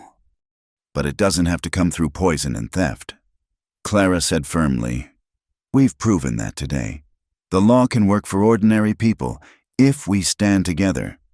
They reached the horses, and Cole helped her mount, as his hands lingered at her waist. Clara felt again that spark between them, stronger now for being acknowledged. "Come to supper," she said. "Papa will want to hear everything." And Mary Nietzsche promised to bring her grandson to discuss a water-sharing agreement with the Apache. It's time to make formal what's been informal for generations. Building for the future. Building on the past, Clara corrected. The good parts, anyway. They rode toward home as the sun sank lower, casting long shadows across the desert. Behind them, Silver Mesa settled into evening with a sense of justice served. The water would keep flowing. The town would keep growing, but now it would be on terms set by the community, not by distant moneymen. And perhaps, Clara thought as she glanced at Cole riding beside her, some storms brought more than destruction. Sometimes they cleared the air for new beginnings. The water station came into view, its windmill turning lazily in the evening breeze. Home, safe, theirs. The battle was won. Though Clara knew Cole was right, there would be other challenges. But for tonight, there was peace and possibility, and the promise of water running clear and free for all who needed it.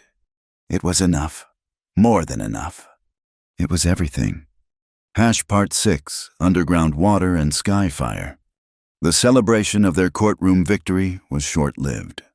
2 days after Judge Thornton's ruling, Clara woke to an ominous sight smoke rising from the direction of the Jensen Ranch. By the time she and Cole arrived, flames were consuming the barn, and Frank Jensen was organizing a bucket brigade with his neighbors. "Lightning?" Cole asked, though the sky had been clear. "Coal oil." Frank spat. "Found the empty cans. Locke may be in jail, but his money's still talking." Clara scanned the horizon, her heart sinking as she spotted 2 more smoke plumes.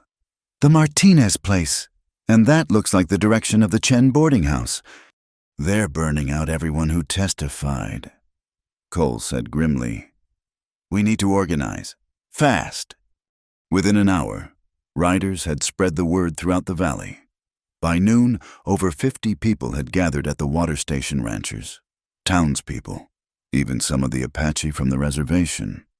The mood was grim, but determined. "We can't guard every property," Thomas Whitfield pointed out. "They'll pick us off one by one." "Then we don't guard," Cole said. "We go on the offensive."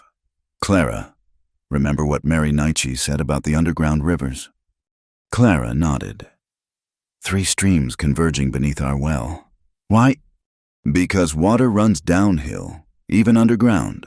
If we can channel enough water from your well, create temporary irrigation ditches, we can create fire breaks around the most vulnerable properties." "That would take days," someone protested. "And more hands than we have." "We have hands." Mary Nietzsche spoke from the doorway.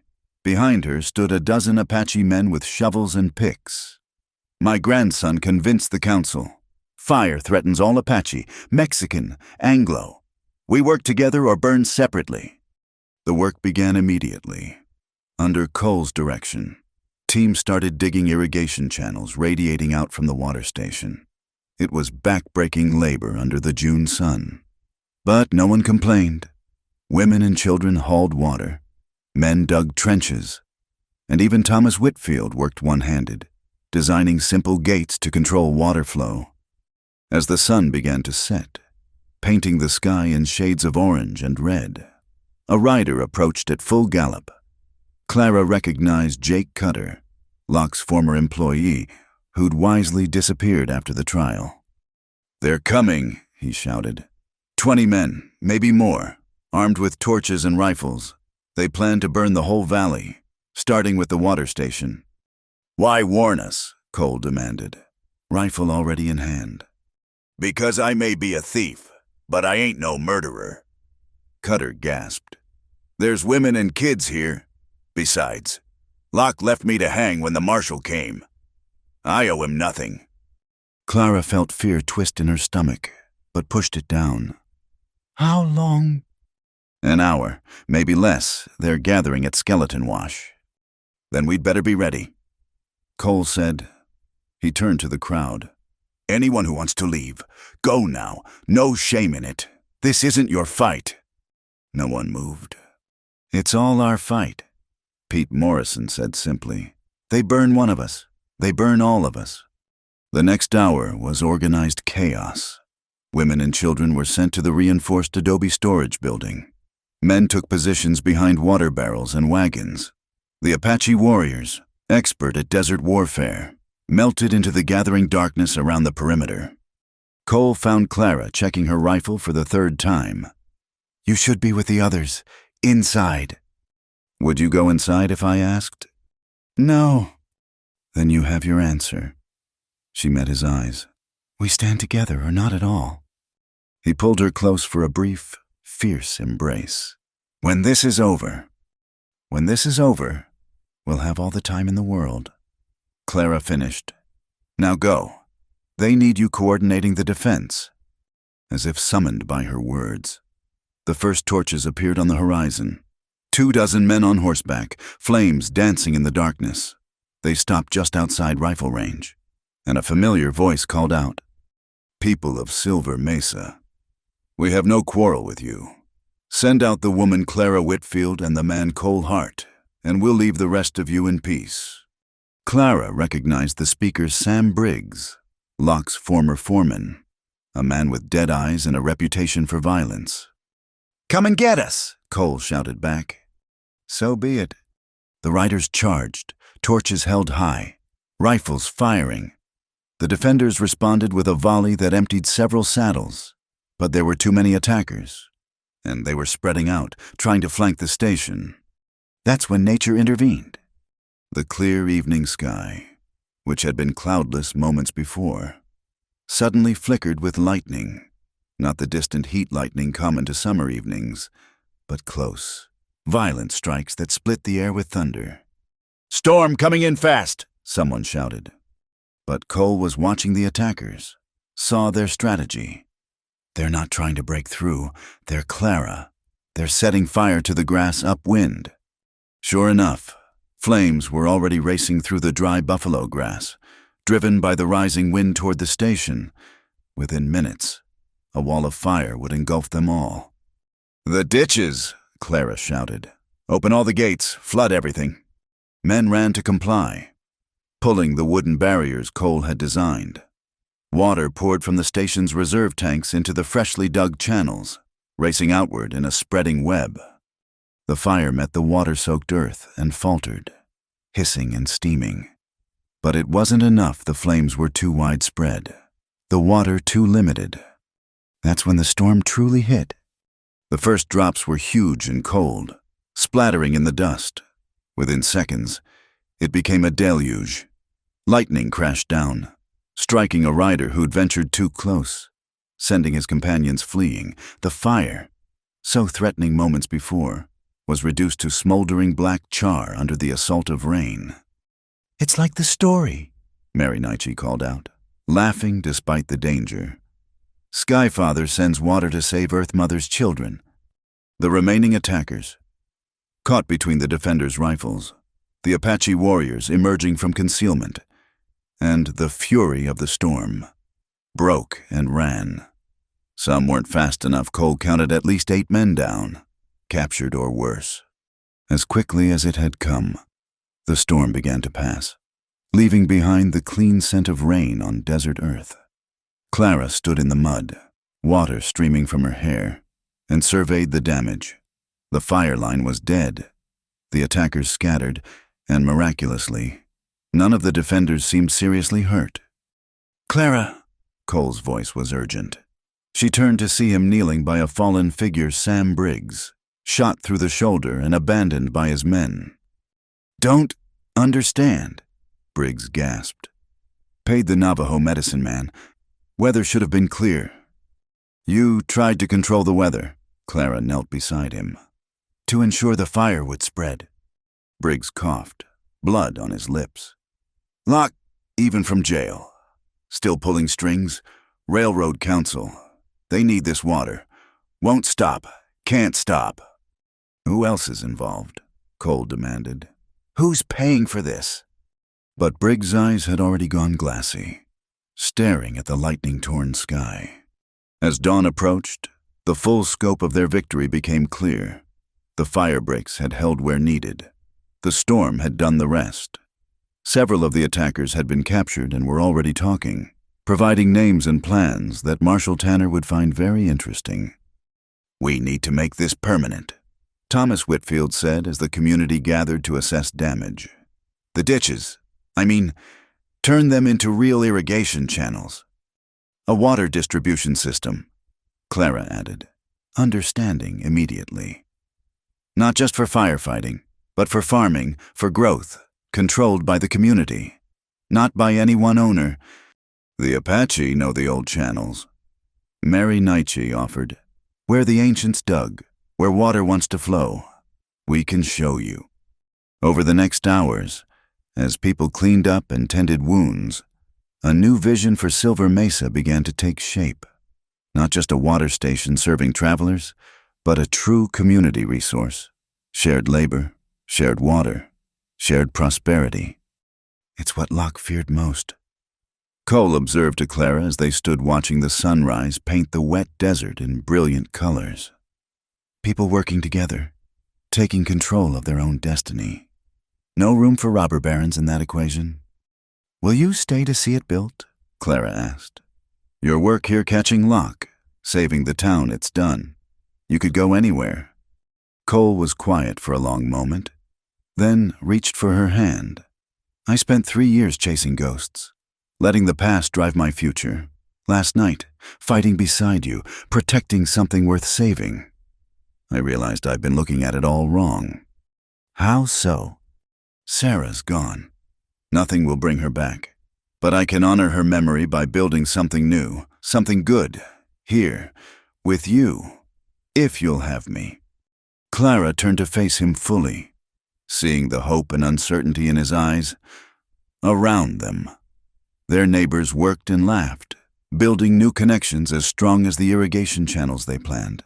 Apache and settler, Mexican and Anglo, united by water and mutual need. Cole Hart, she said clearly. Are you asking me to court you proper? Because if so, you should know I come with responsibilities.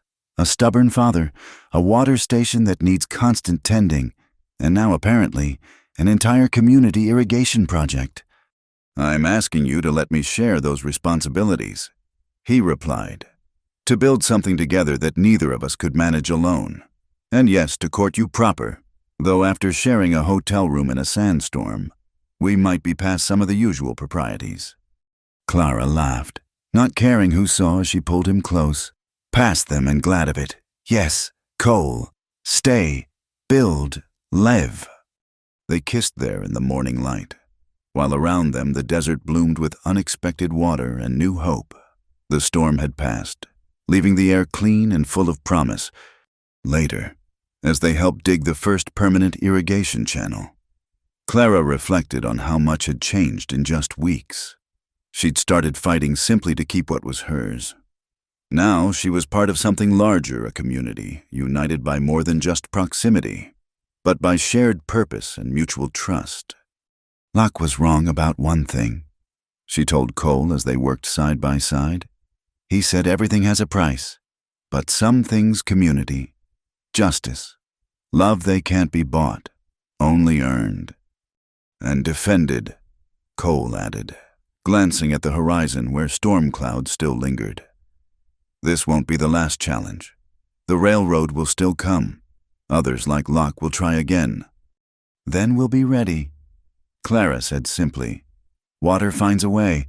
Cole, it goes around obstacles, wears down resistance, brings life to whatever it touches. We'll do the same. As the sun climbed higher, The work continued. Channels carved in earth, connections forged between people.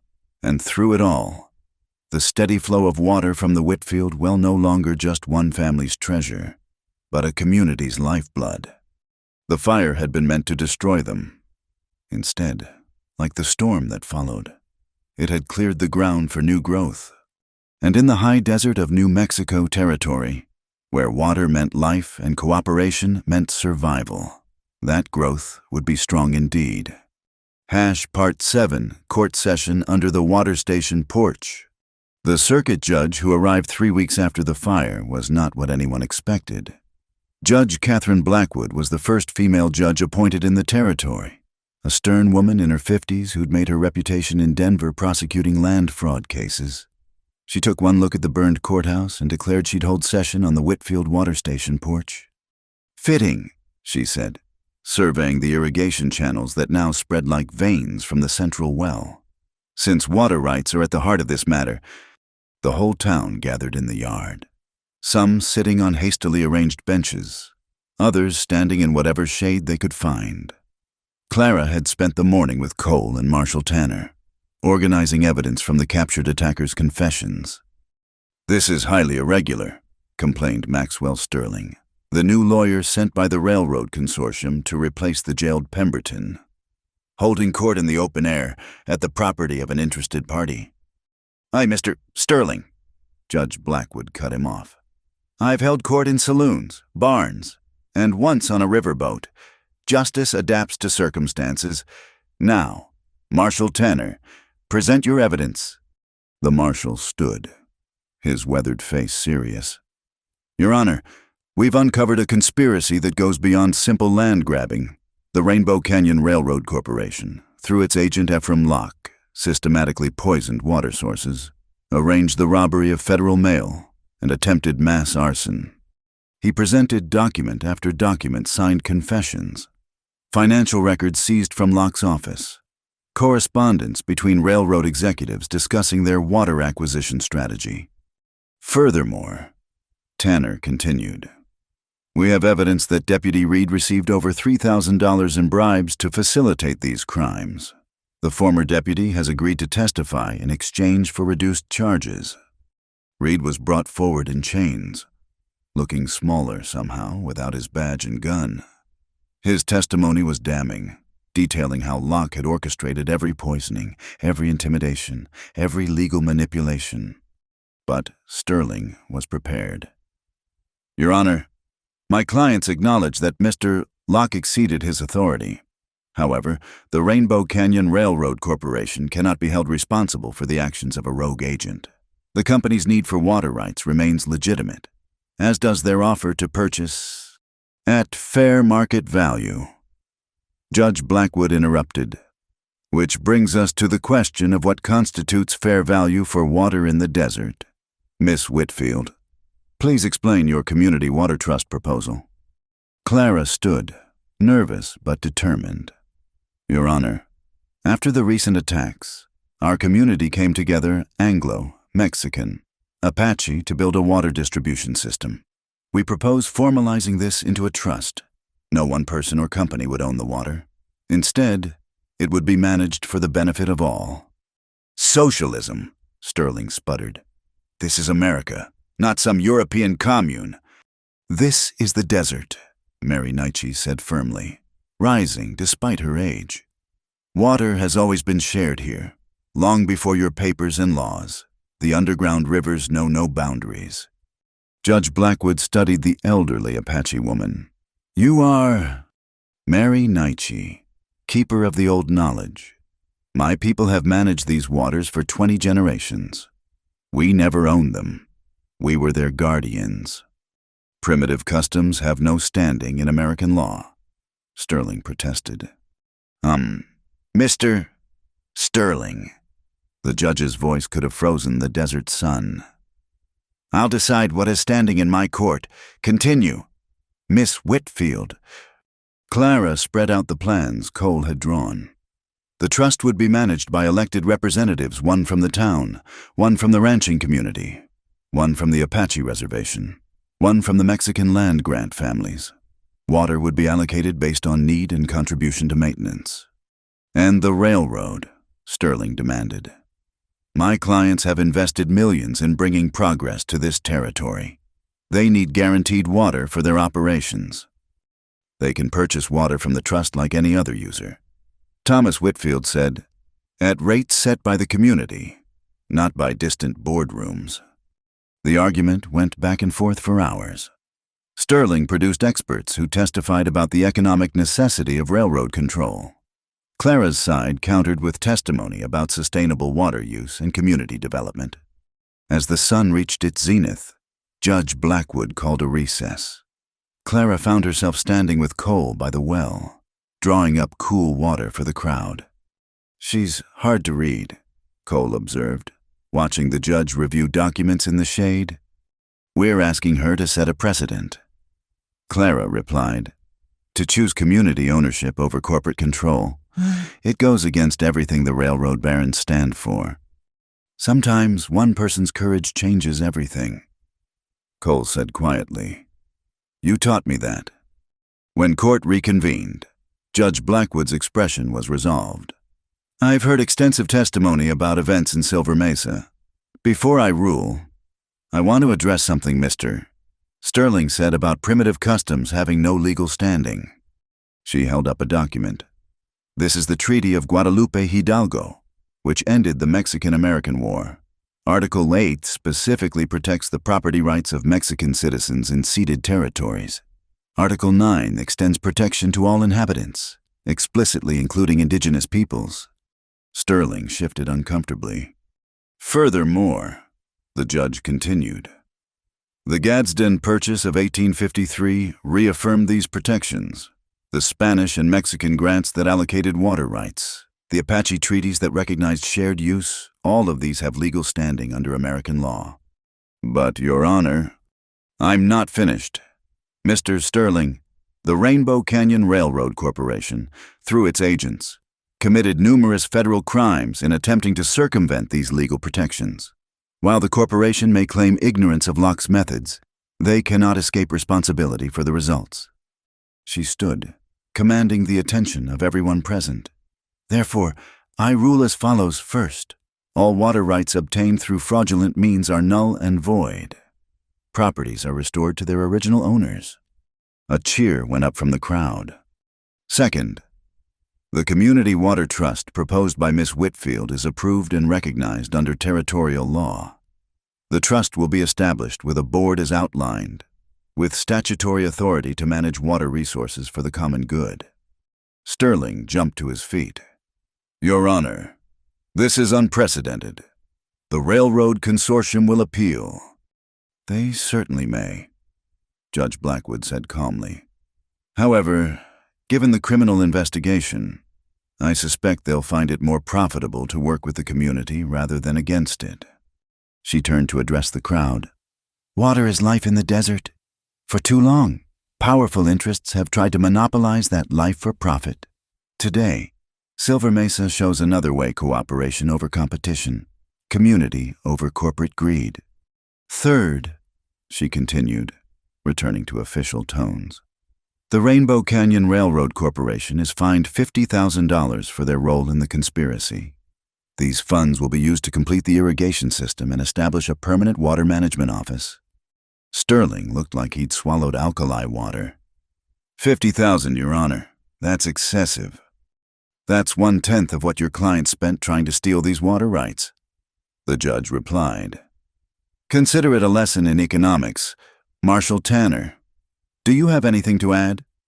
Yes, Your Honor. Based on the evidence gathered here, we'll be expanding our investigation to Rainbow Canyon's operations in Colorado and Kansas. Mr. Sterling, I suggest your clients prepare their records. As the judge formally closed the session, the crowd erupted in celebration. Clara found herself embraced by neighbors, thanked by people she'd known all her life and others she'd only recently met. We did it, Mrs. Chen said, tears streaming down her face. My boarding house is safe. My guests will have water. We all did it, Clara corrected, together.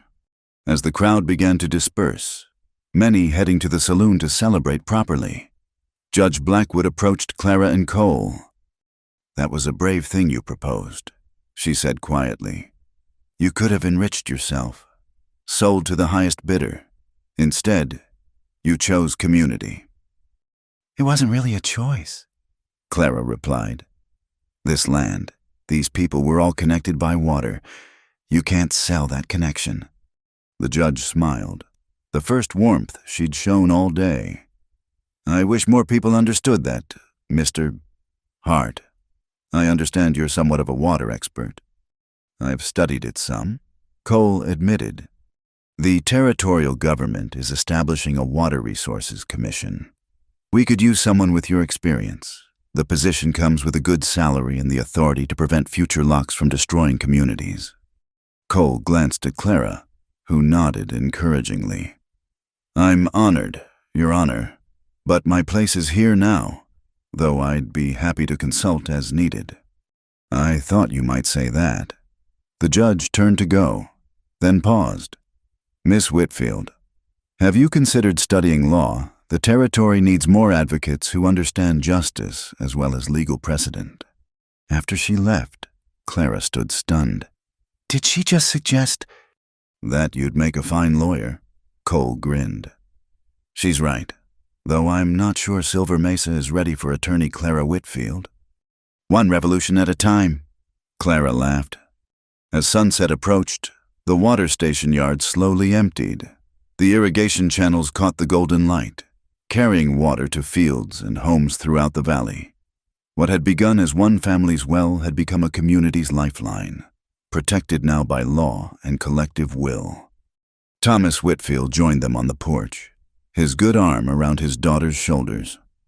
"Your mother would be proud," he said softly. "She always said water should bring people together, not drive them apart." "We still have work to do," Clara reminded them. "The trust needs to be organized, the irrigation system completed." "Tomorrow," Cole interrupted. "Tonight, we celebrate. The town's waiting." As they walked toward Silver Mesa proper, Clara could hear music drifting from the saloon, see lanterns being lit for an impromptu fiesta. Apache drums joined Mexican guitars, while Anglo fiddles added their voices to the mix. "Listen to that," Cole said wonderingly.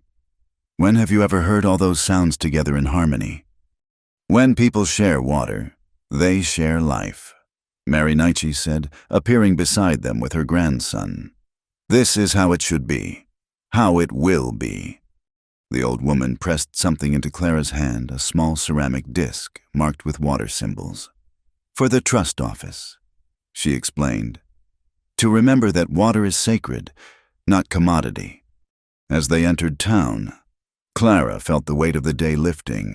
They'd won more than a legal battle, they'd established a precedent that community could triumph over corporate power, that different peoples could unite around shared resources. The celebration lasted long into the night, but Clara slipped away eventually, finding Cole standing at the edge of town, looking out at the desert. "Regrets?" she asked. "None," he said firmly, pulling her close. "For the first time in 3 years. None at all. This place, these people, this is home now." "Good," Clara said, "because I have plans for you, Mr. Hart.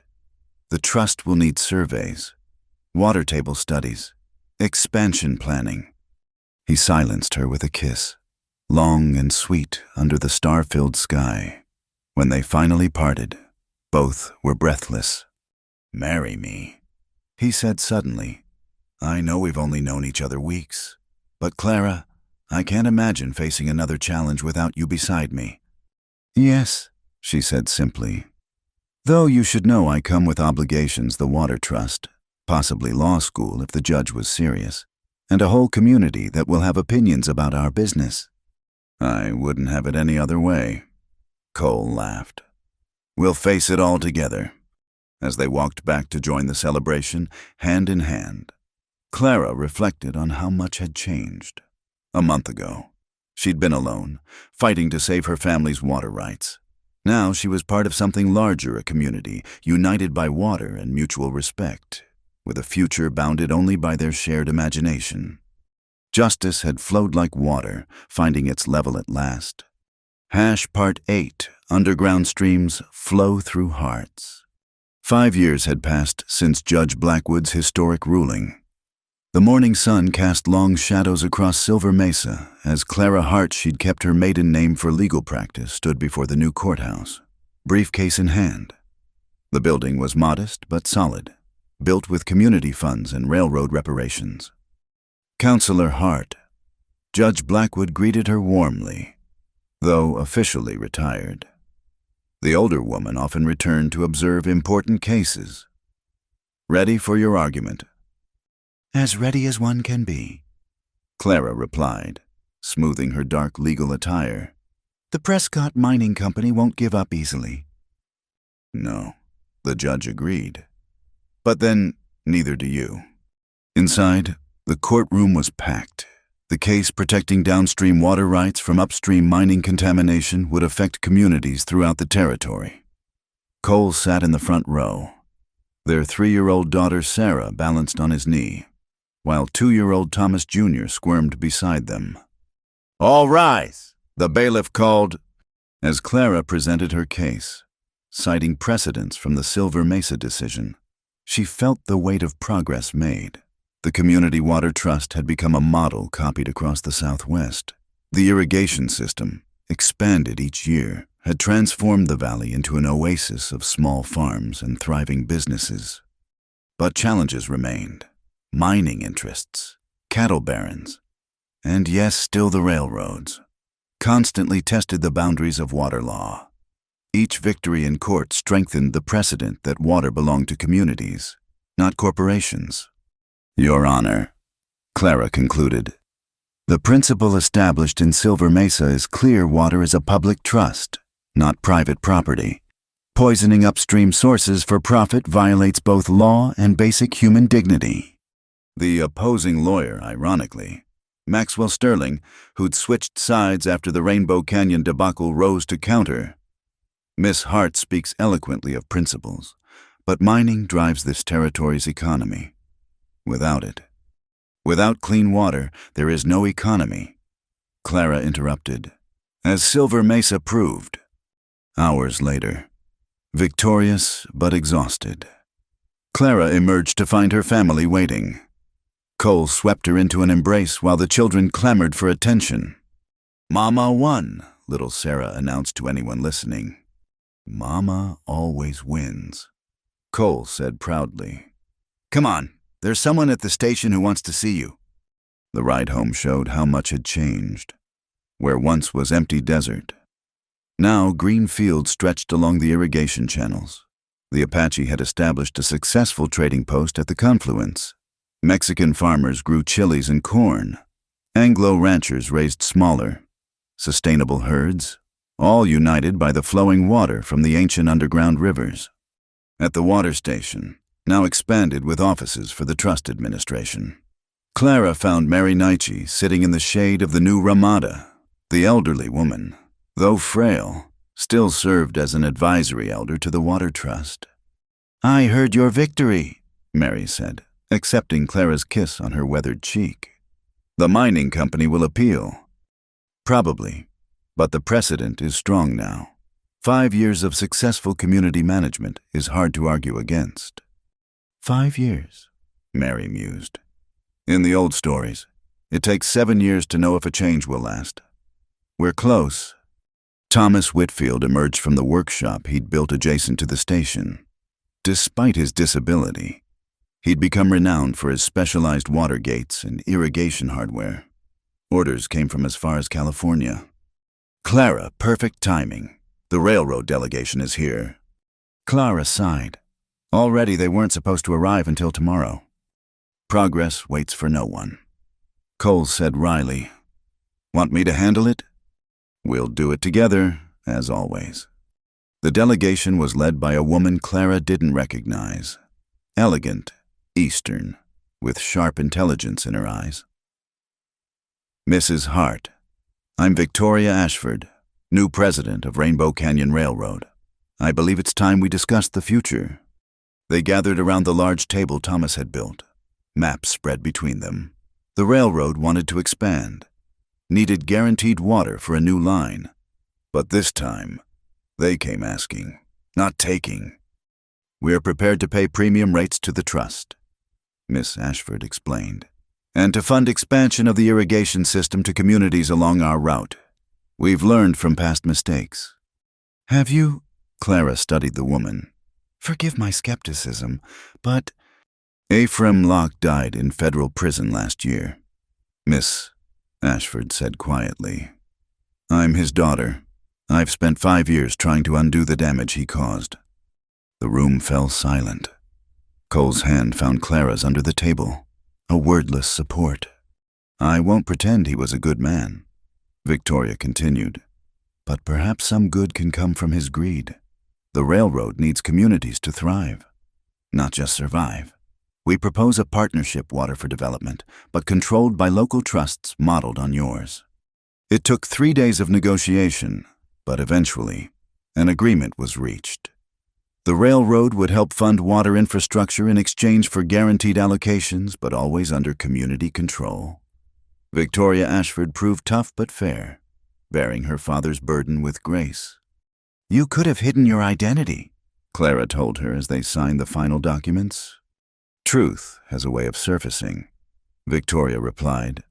Like underground water, better to channel it productively. As the delegation departed, Clara stood with Cole watching the sunset paint the desert in shades of gold and purple. The windmill turned lazily, pumping life into the spreading network of channels. Remember when this was just about saving one well? Cole asked. Was it ever just that? Clara leaned into his embrace. Even then, it was about community, justice, the future. Speaking of the future, Thomas Whitfield joined them, carrying young Thomas Jr. Letter came from the territorial legislature. They want you to consider appointment as a judge. Clara, seems Judge Blackwood has been singing your praises. Clara felt her heart skip. A judgeship would mean traveling, time away from home and family, but it would also mean protecting water rights across the entire territory. We'd manage, Cole said softly, reading her thoughts. The trust is stable, the children have plenty of aunts and uncles here, and the territory needs judges who understand what really matters. One step at a time. Clara decided. First, we've finished the new school. Maria Santos is right, education is the deepest well we can dig. As if summoned by mention of community projects, people began arriving for the monthly trust meeting.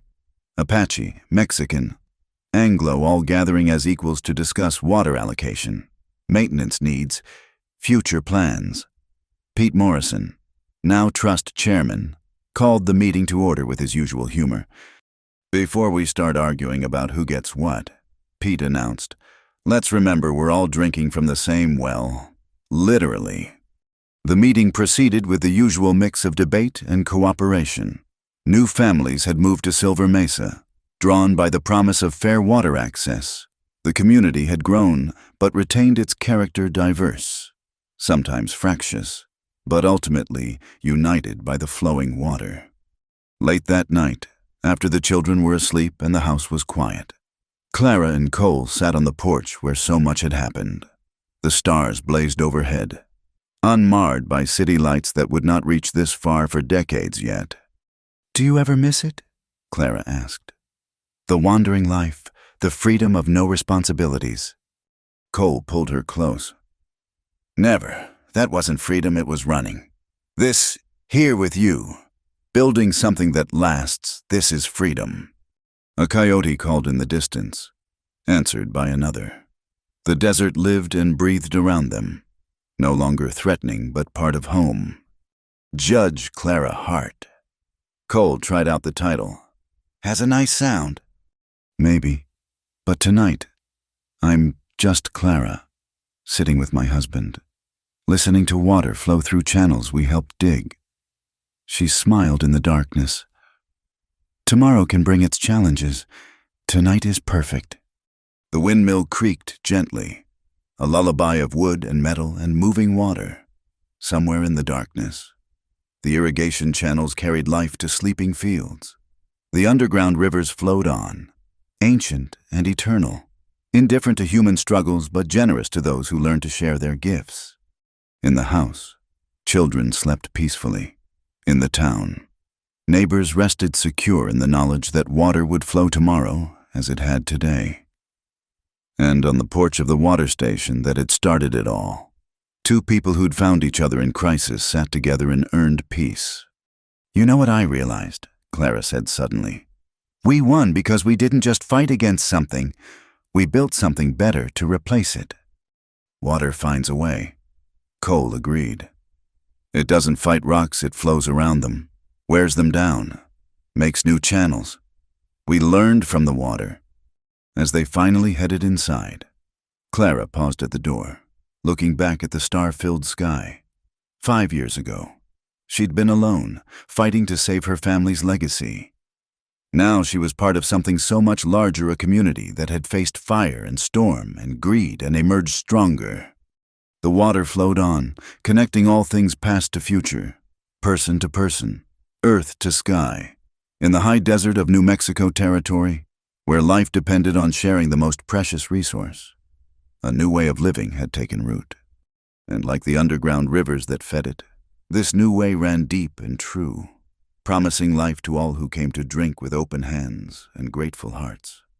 The story of Silver Mesa would be told for generations, how a woman and a wandering cowboy stood against an empire and won, not through violence, but through truth, community, and the patient power of flowing water. But tonight, they were simply Cole and Clara, home at last, sleeping to the sound of the windmill turning in the desert breeze, pumping life into tomorrow. Thank you so much for listening to this story, dear audience. I hope the tale of Clara and Cole touched your heart as much as it touched mine in the telling. I'd love to know where in the world you're listening to this story right now. Please share in the comments below so we can connect and discuss your thoughts about their journey. If you enjoyed this Wild West love story, please subscribe to my channel, Wild West Night, for more tales of courage, romance, and adventure from the American frontier. Don't forget to like this video and hit that hype button to help more listeners discover Clara and Cole's inspiring story. Until next time, keep riding toward your own sunset.